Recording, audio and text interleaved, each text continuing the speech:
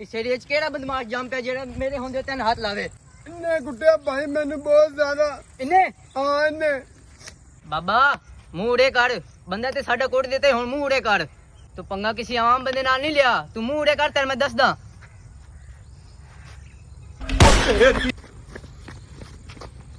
ਬਸ ਕਿਸੇ ਅੱਗੇ ਨਹੀਂ ਆਣਾ, ਮੈਂ ਆਪ ਇਹਨੂੰ ਵੇਖ ਲਿਆਂਗਾ, ਕੋਈ ਵਿੱਚ ਨਹੀਂ ਆਏਗਾ, ਇਹਨੂੰ ਮੈਂ ਆਪ ਹੀ ਵੇਖ ਲਿਆਂਗਾ। ਸਾਲਿਆ ਵਿੱਚ ਕਿੰਨੇ ਆਣਾ, ਸਾਰੇ ਤੇ ਨਸ ਗਿਆ।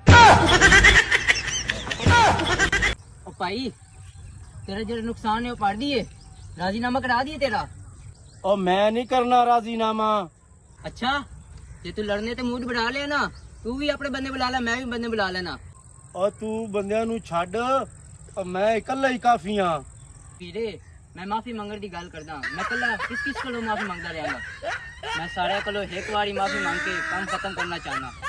ਭਾਈ ਥੱਲੇ ਵੇਖ ਕੇ ਚੈੱਕ ਕਰ ਲੈ।